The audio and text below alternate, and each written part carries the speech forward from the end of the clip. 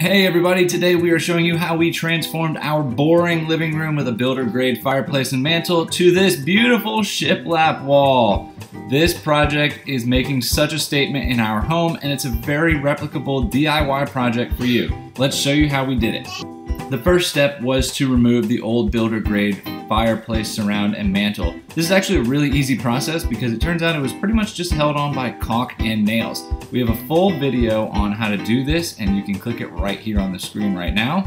But basically remove the caulk and then tilt it out, pry it, give it a little wiggle, and you should be able to pull it right out. Ours was just held in with some 18 gauge brad nails at the top that we just had to pry off and remove the entire mantle. Now we had a blank slate to work with. As you can see, we did have a granite surround around the fireplace, so we had to build a pop-out for our fireplace. This is the frame that we used. It's just a bunch of 2x4s. We put in studs along the sides and in the middle. This entire thing goes from the floor to the ceiling. We have spacers that are 15 3/8 inch in between so that you can act as studs. We had to cut out the entire surround so that we would be able to fit this around the granite and then work from there.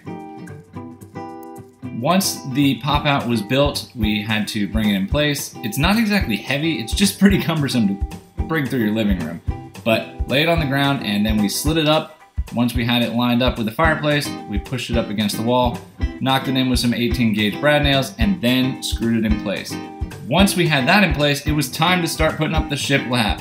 Shiplap is a really user-friendly, beginner-friendly DIY material, which is why so many people use it and why it's so popular. Shiplap is tongue and groove, which makes it very user-friendly. It's easy to just nail it into the wall with no problems. The hardest part is working around things like those outlets.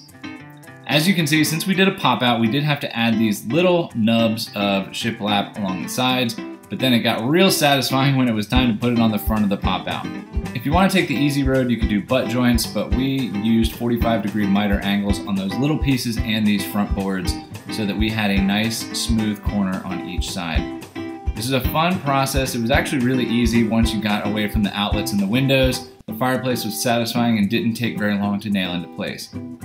See, here's what it looks like after we've got everything in, but as you can probably remember, there's a lot of nail holes to hold this thing in place. So we did have to use wood filler to fill all these in and then sand that smooth.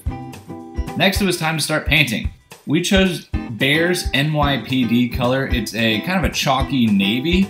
Really like it. The hardest part about painting shiplap is getting into those tongues and grooves.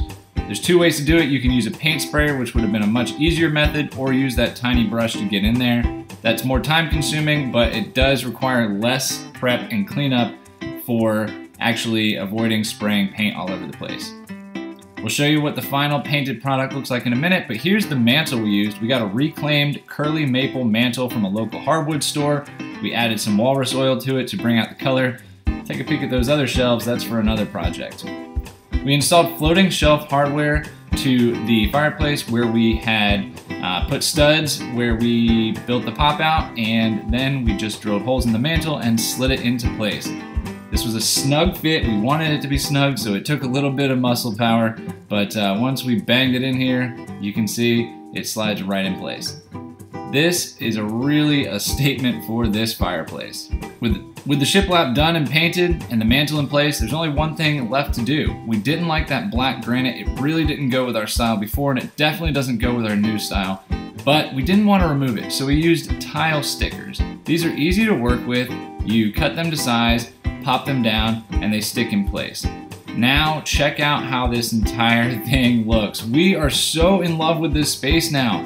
This is the first thing you see when you walk through our entry, and it is just a giant statement. We love this project.